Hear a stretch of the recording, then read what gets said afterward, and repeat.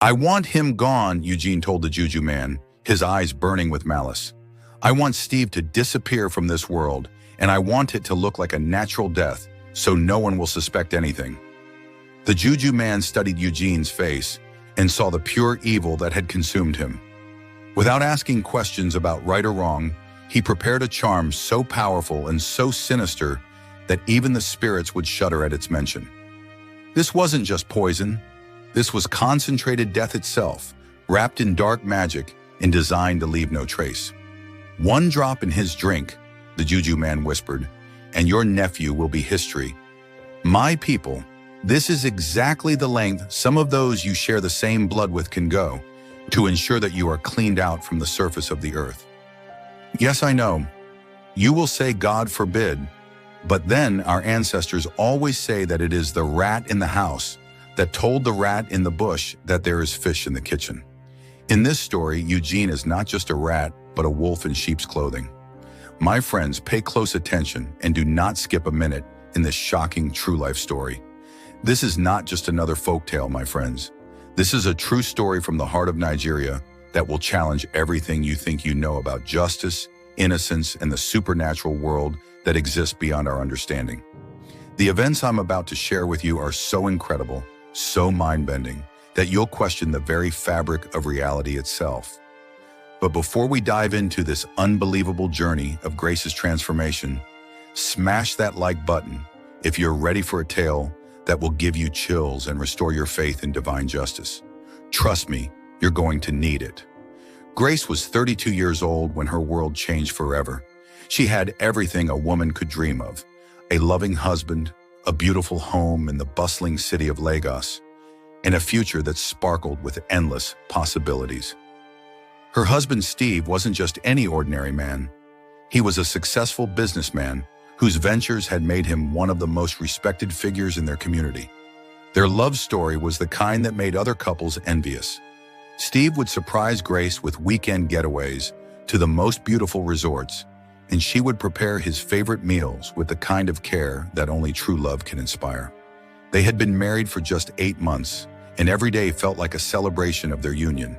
Their home was filled with laughter, their conversations flowed like music, and their dreams were perfectly aligned. Steve's business empire was expanding rapidly. He had investments in real estate, owned several commercial properties, and had just launched a major housing project in his hometown village. Grace often accompanied him to business meetings, and everyone could see how much he adored her. She wasn't just his wife, she was his partner, his confidant, his greatest supporter. But as we all know, happiness often attracts the most dangerous enemy of all: jealousy. And in Steve's family, that jealousy was brewing like a deadly storm, waiting for the perfect moment to strike.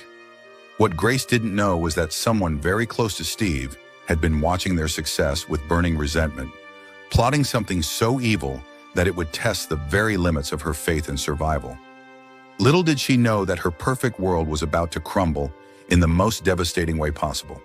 Mr. Eugene was Steve's uncle, his father's younger brother, and the man who should have been celebrating his nephew's success.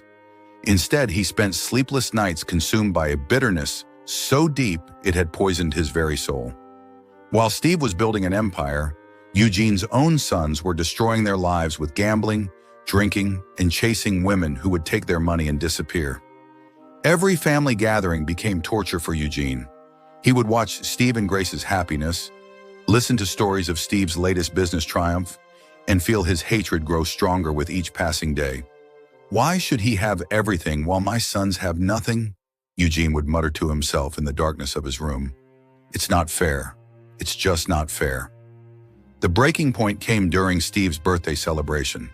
As the family toasted Steve's success and his beautiful wife, Eugene's jealousy reached a level that no human heart should ever contain.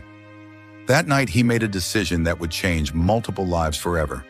He decided to destroy Steve completely. Eugene knew exactly where to go. In the depths of his village lived a juju man whose reputation for dark magic was whispered about in hushed tones. This wasn't a man who helped people find love or prosperity. This was someone who dealt in death, destruction, and revenge. The journey to find him required walking through paths that most people would never dare to travel, But Eugene's hatred had made him fearless. "I want him gone," Eugene told the juju man, his eyes burning with malice. "I want Steve to disappear from this world, and I want it to look like a natural death so no one will suspect anything." The juju man studied Eugene's face and saw the pure evil that had consumed him. Without asking questions about right or wrong, he prepared a charm so powerful and so sinister that even the spirits would shudder at its mention. This wasn't just poison. This was concentrated death itself, wrapped in dark magic and designed to leave no trace. "One drop in his drink," the juju man whispered, "and your nephew will be history." Steve's final trip to the village was supposed to be routine, just another inspection of his housing project that was nearing completion. He was excited about this particular venture because it would provide affordable homes for families in his community. Grace had wanted to accompany him, but Steve insisted she stay in Lagos to handle some business meetings. "I'll be back in 3 days, my love," he had told her, kissing her forehead. "And when I return, we'll celebrate the completion of our biggest project yet." Eugene was waiting for him with the perfect trap. As tradition demanded, he prepared a special welcome drink for his nephew. Palm wine mixed with cola nut, a gesture of respect and hospitality that no visitor could refuse without causing offense. Steve drank it gratefully, never suspecting that he was consuming his own death sentence. The charm worked with terrifying efficiency. Steve completed his inspection, had dinner with the family, and went to bed feeling slightly tired, but otherwise normal. But as the dark magic coursed through his system, his body began shutting down in ways that no doctor could detect or explain. 2 days later, in the early hours of the morning, Grace received the phone call that shattered her world. Steve had died in his sleep. No warning signs, no previous health issues, no explanation that made any sense. A perfectly healthy 35-year-old man had simply stopped breathing. Grace's screams of anguish could be heard throughout their neighborhood that morning. Her husband, her soulmate, her future, everything was gone in an instant. Grace barely had time to process her grief before the accusations began. Steve's family descended upon her like vultures, their eyes filled with suspicion and their tongues sharp with blame.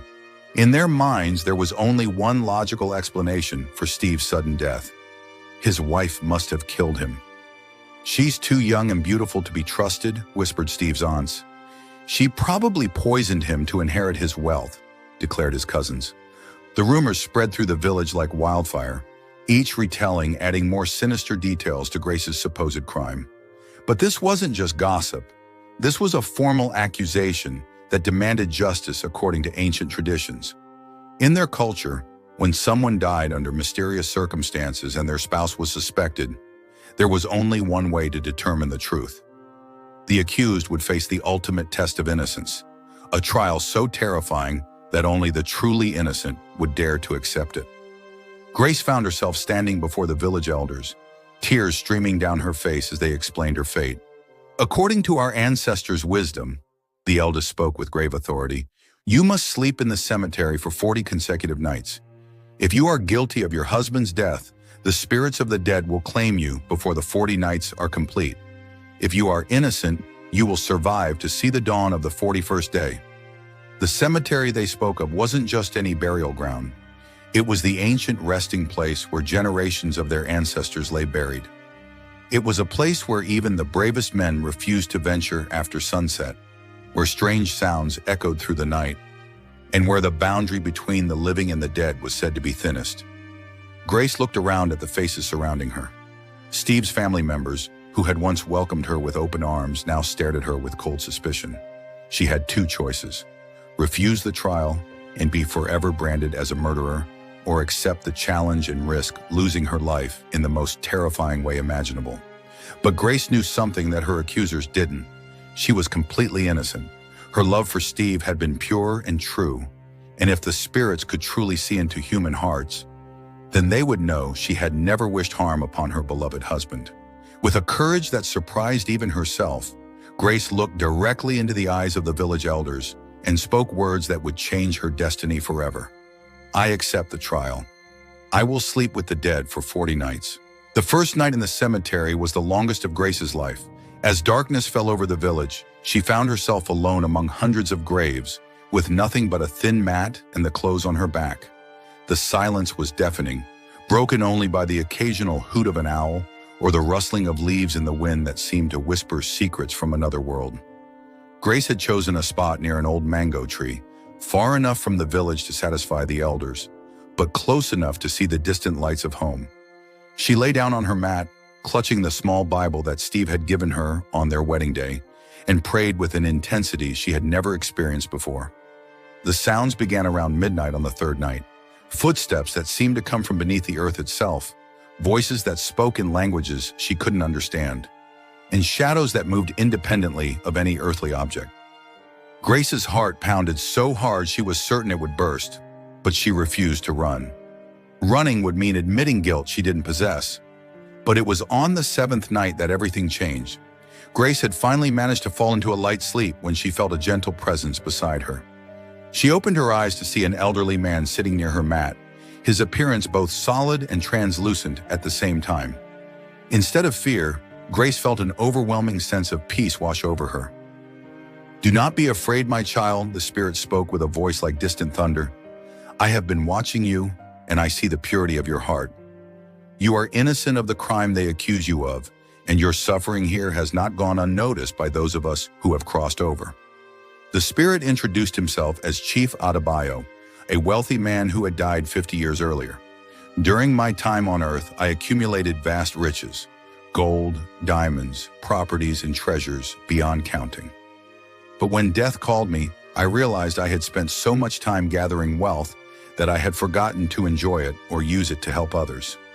My treasures remain hidden, waiting for someone worthy to inherit them." Night after night, Chief Adebayo would visit Grace, sharing stories of his earthly life and revealing the locations of his hidden wealth.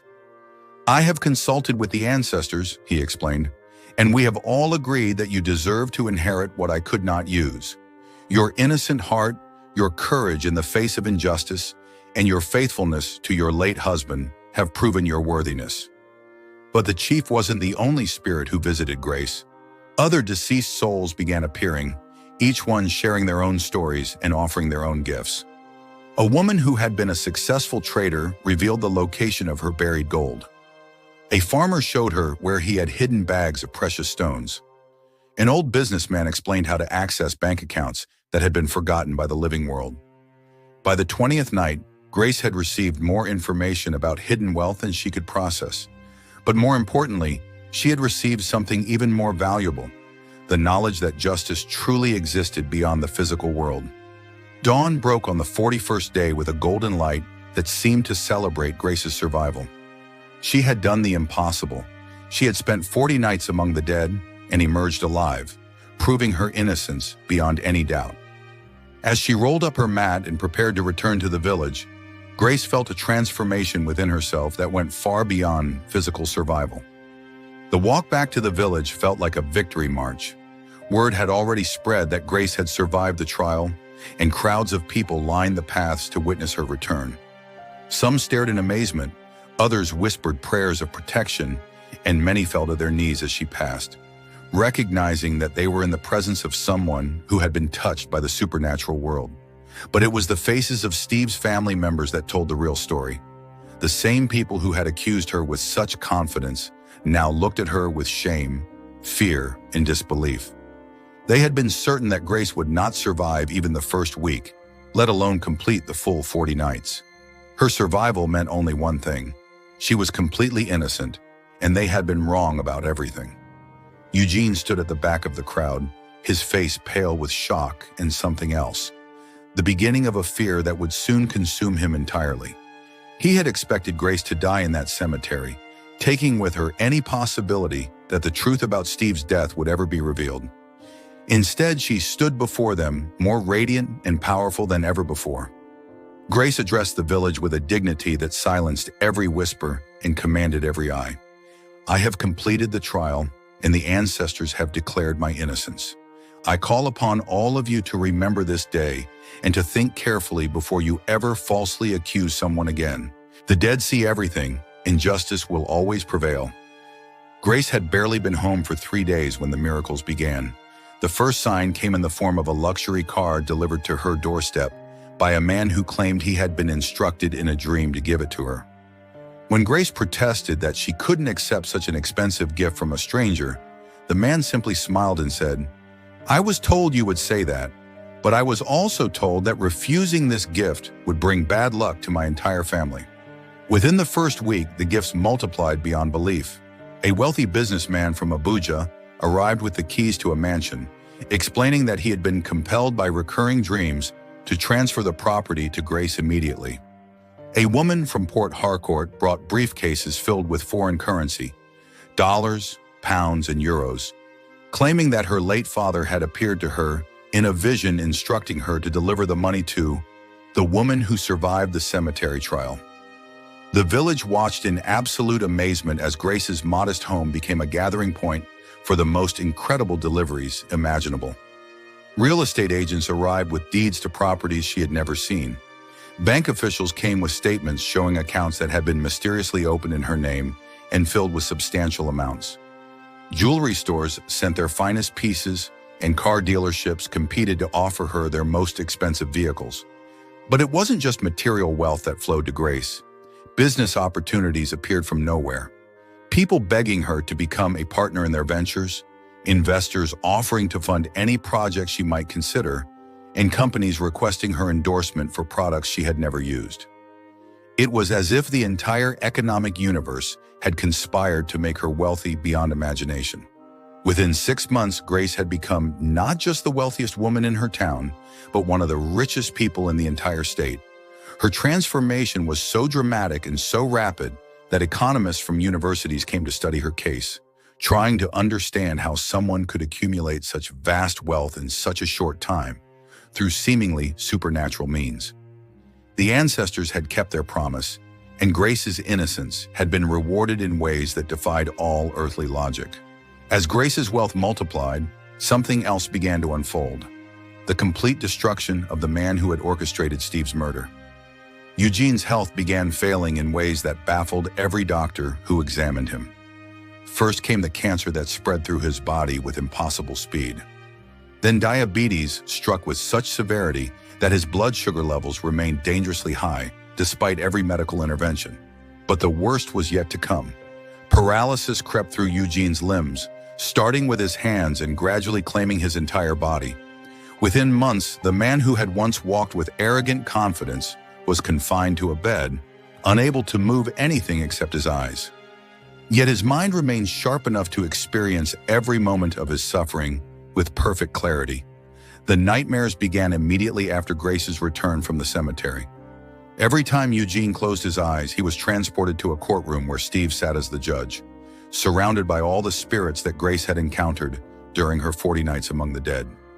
In these dreams, Eugene was forced to relive his crime over and over again, experiencing not just his own guilt, but also Steve's confusion and pain as the poison took effect. "Uncle, why did you do this to me?" Steve would ask in the dreams, his voice filled with the kind of heartbreak that no soul should ever have to bear. "I loved you. I respected you. I would have shared everything with you if you had only asked." The nightmares became so intense that Eugene stopped sleeping altogether. But even in his waking hours, he could see Steve's disappointed face and hear the voices of the ancestors demanding justice. His family watched helplessly as he wasted away, muttering apologies to empty rooms and begging for forgiveness from people who weren't there. Finally, with his last breath approaching and his conscience unable to bear the weight of his sin any longer, Eugene called his family to his bedside and made the confession that changed everything. "I killed Steve," he whispered, his voice barely audible. "I poisoned him because I was jealous of his success. Grace is innocent. I destroyed an innocent woman's life because of my own evil heart." Eugene died that very night, carrying his guilt and shame into whatever judgment awaited him beyond this world. Grace's story teaches us that truth has a way of revealing itself, no matter how deeply it's buried or how cleverly it's disguised. Her 40 nights among the dead transformed her from a grieving widow into a woman of immense power and wealth, proving that innocence, when tested by fire, emerges stronger and more radiant than ever before. The ancestors had seen her pure heart and rewarded her faithfulness, while simultaneously ensuring that justice was served upon the man who had committed such a heinous crime. This is the power of divine justice. It may be delayed, but it is never denied. What do you think about Grace's incredible journey from tragedy to triumph? Have you ever experienced a moment when you felt the supernatural world intervening in your life? Share your thoughts in the comments below, and don't forget to subscribe for more amazing African folktales that will leave you speechless and restore your faith in the power of truth.